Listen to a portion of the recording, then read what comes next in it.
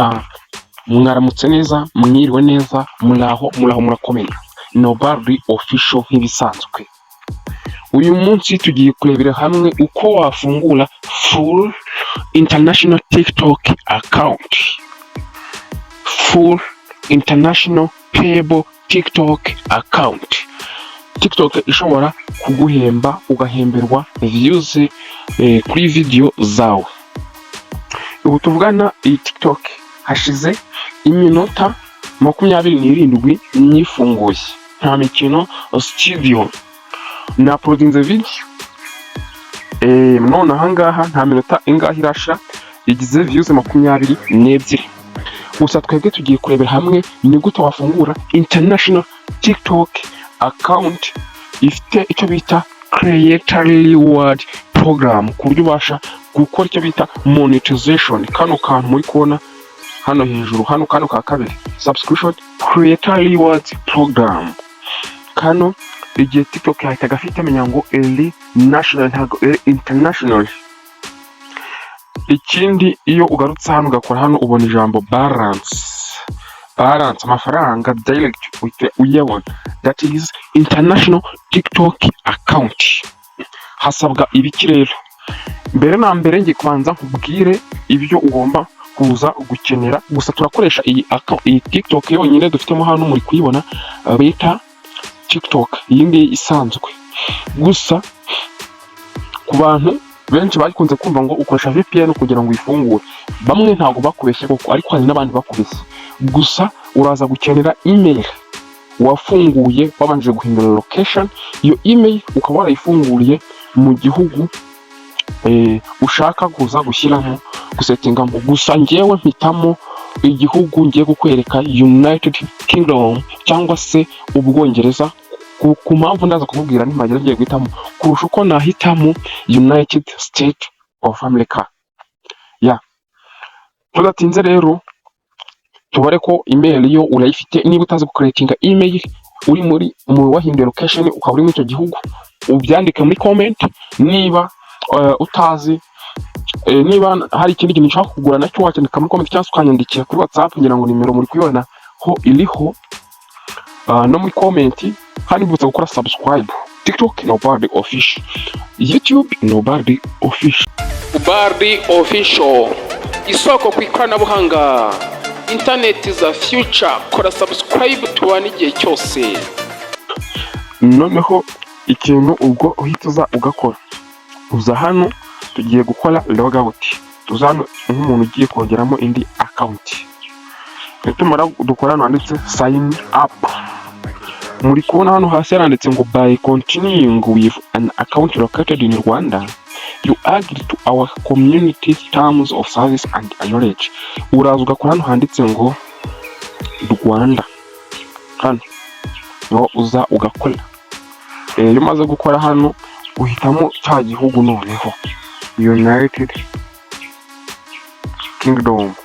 Kubera iki duhisemo United Kingdom? Murabona cyamaze kugeramo. Utubwana duherereye hehe? Mu Bwongereza. Duherereye mu Bwongereza.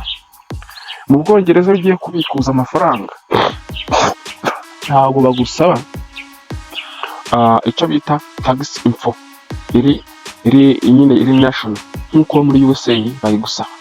Kandi kugira ngo iyo tax info uyibone nuko uba ugaragaza ko nyine usora muri Amerika, kandi bitwara amafaranga menshi. Ushobora gusanga ugiye kubikuza nta na makeya cyangwa se atanageze mu byo biro gutwaye. Niyo mpamvu mpisemo England cyangwa se United Kingdom, Bwongereza.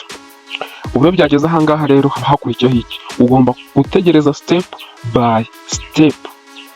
Ushobora guhitamo ngo continue with Google kuko isemo phone cyangwa se Facebook. Ibyo byose bazahita badutegitinga mumenye ngo uherereye hehe mu Rwanda.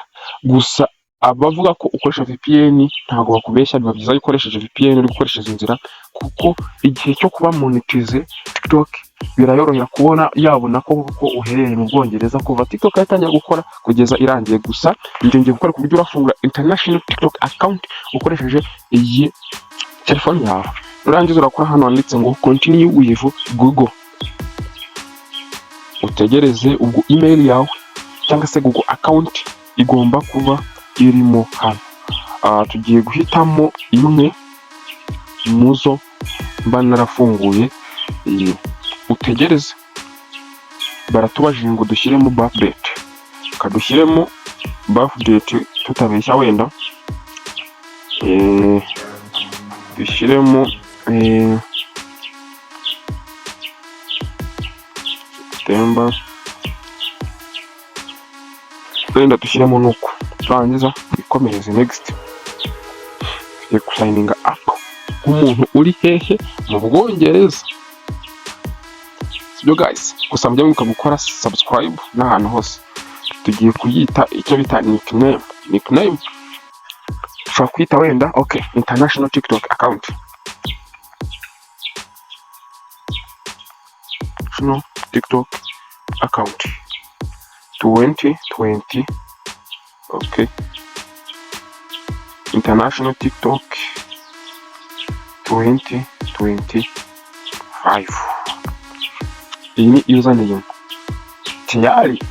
Ubu ushaka kwibaza ngo habaye iki? Ngewe ngira nkwibarize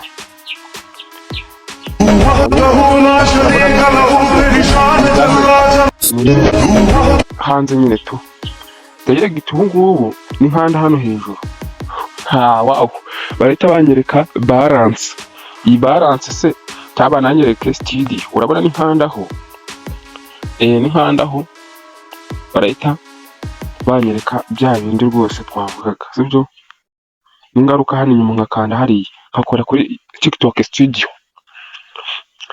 barahita banyereka creator reward program, right? Creator reward program. Ngibi ibintu biba bisabwa kuri creator reward program kugira ngo umunikize. Dore ngibi bya bintu dusabwa. Myaka 18, ibihumbi 10, views ibihumbi 100, nk'icyo gihe uri gushaka ibihumbi 10. Noneho dore n'ikindi kikwereka ko ari international hano muri setting, ukaza kuri account ubona ijambo verification, kandi ubusanzwe kuri account z'inyarwanda iri jambo ntago ribaho habe na gato, ntago ribaho. Warangiza ushaka hano wakutangira verification, ariko tugiye kubanza dushyireho iki user name, kuko ubu ntago turarangiza. Turaza hano kuri edit profile, turangiza tuza kuri user name. Alright, urabona ko user name yacu iyo ushaka wanayihindura. Ifoto ushaka wahindura, bio kongeraho, ugashyiraho link ya YouTube cyangwa se Instagram. Nabyo niba ushaka muzambwire mbibereke. Kankubwire ngo iyi video niba igufashije ushobora gusharinga inshuti zawe, kandi ndahamya ko ikibazo cyose wagira wakivuga muri comment bagenzi bawe bakaboneraho, dore yuko bamwe muri mwe mwari mwarambajije ese ni gute nafungura international TikTok account. Joininga group yacu kuri WhatsApp, ukanze hano muri comment irimo nayishyizemo n'ibindi byinshi bigiye bitandukanye, uzagenda ubibona nawe utangire wiryohere. Nkubwire ngo umunsi mwiza. Ubardi official, isoko ku ikoranabuhanga, internet za future. Kora subscribe tubane igihe cyose.